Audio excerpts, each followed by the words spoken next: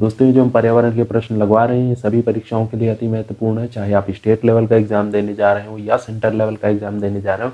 जहाँ कहीं भी पर्यावरण के प्रश्न पूछे जाएंगे उन सभी परीक्षाओं के लिए रामबाण सिद्ध होगा। तो बिना किसी देरी की चलिए शुरू करते हैं। तो दोस्तों सबसे पहला प्रश्न है, जलवायु परिवर्तन एक्शन प्लान पर कार्य करने वाला भारत का पहला प्रदेश कौन सा है? बहुत ही महत्वपूर्ण प्रश्न है। तो ऑप्शन ए होगा, बी होगा, सी होगा या डी होगा? तो इसका राइट आंसर है दोस्तों ऑप्शन ए, दिल्ली जो है वो जलवायु परिवर्तन एक्शन प्लान पर कार्य करने वाला भारत का पहला प्रदेश है। ठीक है, दूसरा प्रश्न लेते हैं, बोरी वन्य जीव अभ्यारण्य किस प्रदेश में है? बहुत ही महत्वपूर्ण प्रश्न है। ऑप्शन ए होगा, बी होगा, सी होगा या डी होगा? तो इसका राइट आंसर है दोस्तों ऑप्शन ए, मध्य प्रदेश में बोरी वन्यजीव अभ्यारण्य स्थित है। ठीक है, तीसरा प्रश्न लेते हैं, जीबी पंत हिमालय इंस्टीट्यूट उपस्थित है, तो ये कहाँ पर उपस्थित है? ऑप्शन ए होगा, बी होगा, सी होगा या डी होगा? तो इसका राइट आंसर है दोस्तों ऑप्शन ए, उत्तराखंड में जीबी पंत हिमालयन इंस्टीट्यूट स्थित है। चौथा प्रश्न लेते हैं, गंगा एक्शन प्लान कब प्रारंभ हुआ? बहुत ही महत्वपूर्ण प्रश्न है।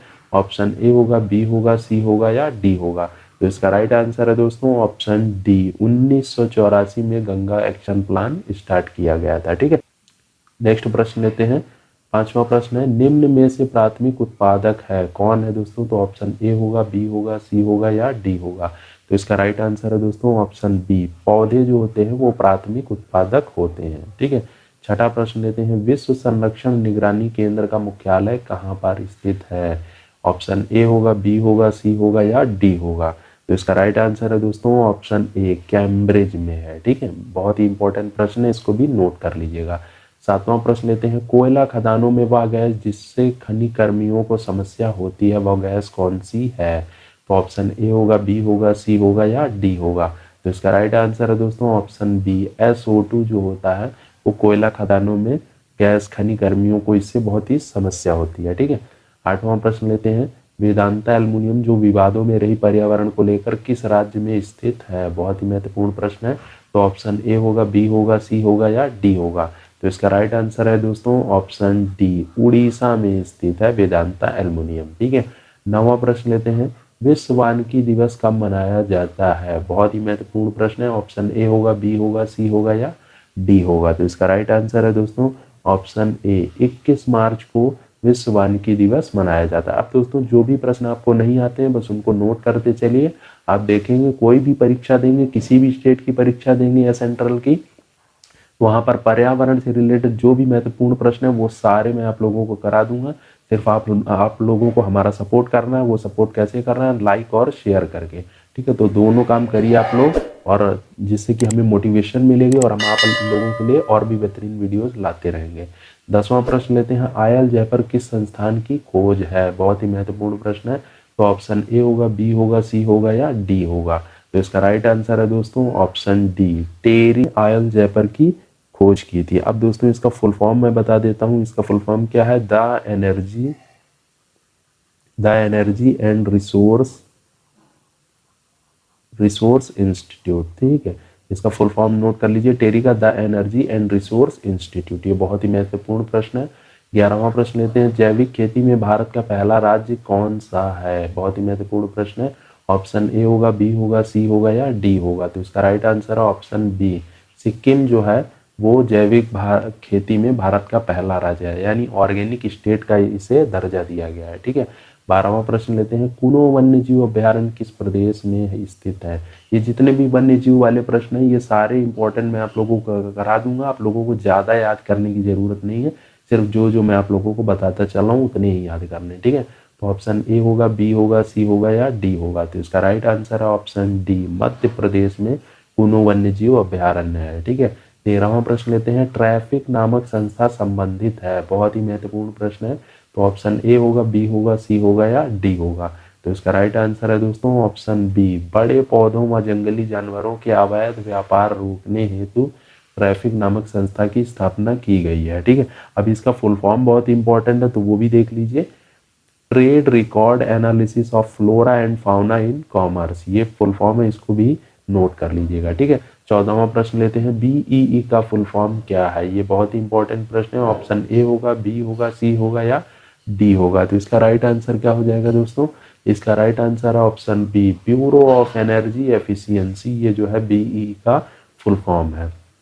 15वां प्रश्न लेते हैं, अम्ल वर्षा इनमें से किसके द्वारा होती है? बहुत ही महत्वपूर्ण प्रश्न है। ऑप्शन ए होगा, बी होगा, सी होगा या डी होगा? तो इसका राइट आंसर हो जाएगा दोस्तों ऑप्शन डी, SO2 जो होता है अम्ल वर्षा इनके कारण होती है। और ये प्रश्न जो है मैंने लिया था पर्यावरण के पार्ट 2 वाले में, क्वेश्चन आप लोगों से पूछा था कमेंट में, तो उसका ये आंसर है। तो जिन्हें नहीं पता था वो लोग यहाँ पर देख सकते हैं। अब 16वां प्रश्न लेते हैं, SO2 की मात्रा पर्यावरण में उपस्थित है तो कितनी मात्रा है?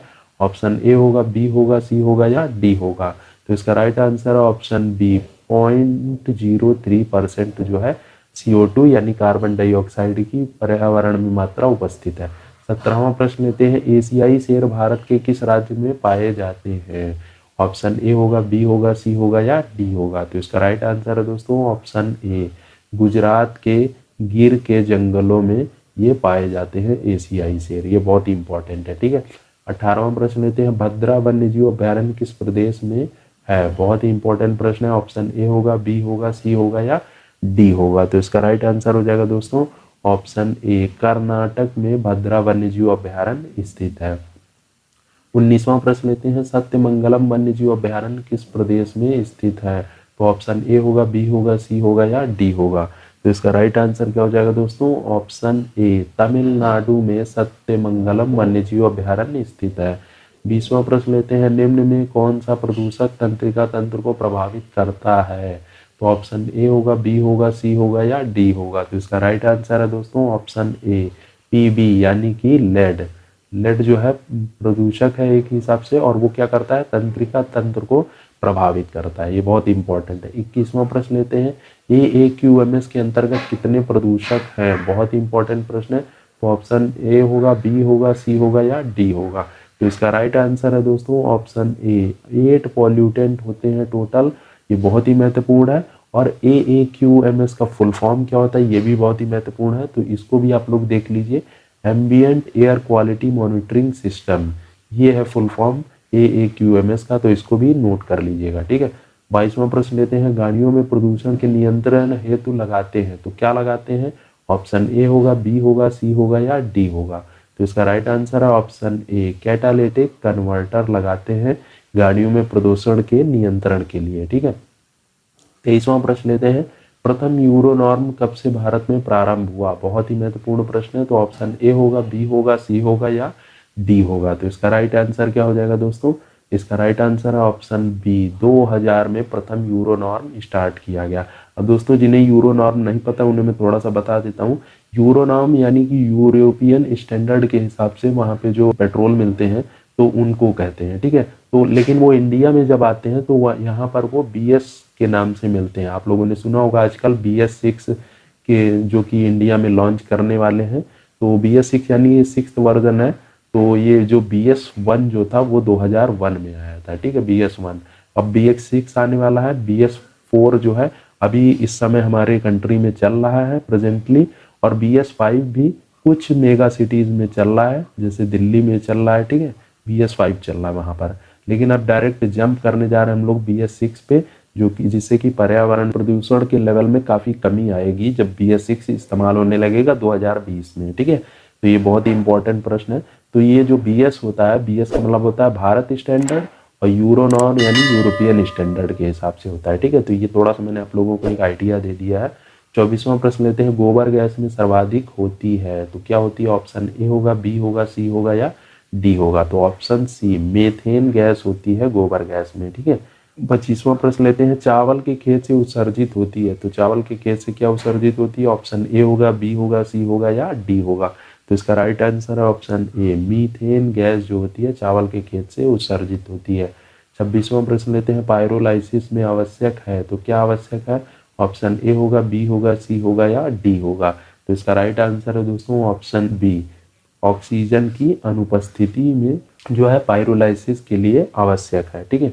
27वां प्रश्न लेते हैं, चंडी प्रसाद भट्ट संबंधित है तो किससे संबंधित है? ऑप्शन ए होगा, बी होगा, सी होगा या डी होगा? तो इसका राइट आंसर है दोस्तों ऑप्शन सी, चिपको आंदोलन से रिलेटेड। अब चिपको आंदोलन और एपिको आंदोलन, इन दोनों के बारे में मैंने पिछले वीडियो में अपने बताया था, तो उसको जरूर देखिएगा, वहां पर मैंने आपको ये चीजें डिटेल में बताई हैं, ठीक है। 28वां प्रश्न लेते हैं, WWF का प्रतीक चिन्ह क्या है? बहुत ही महत्वपूर्ण प्रश्न है। तो ऑप्शन ए होगा, बी होगा, सी होगा या डी होगा? तो इसका राइट आंसर है दोस्तों ऑप्शन डी, सफेद पांडा जो है वो WWF का प्रतीक चिन्ह है। और ये रहा सफेद पांडा, ये सेम जो है ये WWF का प्रतीक चिन्ह है। तो इसको भी देख लीजिए ध्यान से, जिससे कि आपको चीजें याद रहेंगी। 29वां प्रश्न लेते हैं। नीरी यानी NEERI स्थित है। तो ऑप्शन ए होगा, बी होगा, सी होगा या डी होगा? तो इसका राइट आंसर है दोस्तों ऑप्शन बी, नागपुर में नीरी स्थित है। इसका फुल फॉर्म भी बहुत इंपॉर्टेंट है, तो इसे नोट कर लीजिए, national environmental engineering research institute. ठीक है। 30वां और हमारा अंतिम प्रश्न है, एनीमोमीटर किसका मापन करता है? बहुत ही महत्वपूर्ण प्रश्न है। तो दोस्तों इससे जो जितने भी मापक यंत्र हैं इनका ट्रिक का वीडियो मैंने ऑलरेडी बना रखा है। तो अगर आपने अभी तक उन वीडियोस को नहीं देखा है तो आप लोग जीएस ट्रिक के वीडियो में जाकर देख सकते हैं, मापन यंत्र वाले। वो बहुत ही महत्वपूर्ण, मैंने सारे डिटेल में आप लोगों को करा रखे, वो भी ट्रिक से। तो ऑप्शन ए होगा, बी होगा, सी होगा या डी होगा? तो इसका राइट आंसर है ऑप्शन बी, पवन वेग को मापने के लिए एनीमोमीटर का यूज किया जाता है। अब दोस्तों ये है आज का क्वेश्चन आप लोगों के लिए, जैव विविधता दिवस कब मनाया जाता है? तो ऑप्शन ए होगा, बी होगा, सी होगा या डी होगा? तो ज़्यादा से ज़्यादा लोग इस क्वेश्चन का आंसर हमें कमेंट में करके बताएं। जिसका भी आंसर सही होगा उसे मैं पिन कर दूंगा, बाकी लोग वहां से जाके देख सकते हैं। और जो नेक्स्ट पार्ट आएगा जो पर्यावरण से रिलेटेड, जो कि हमारा होगा पार्ट 4, उस वीडियो में मैं इस क्वेश्चन का आंसर भी बता दूंगा। तो उस वीडियो को भी आप लोग देखना बिल्कुल भी मत भूलिएगा। तो दोस्तों ये था हमारा आज का वीडियो पर्यावरण से रिलेटेड, ये हमारा पार्ट 3 था। मुझे उम्मीद है आप लोगों को पसंद आया होगा।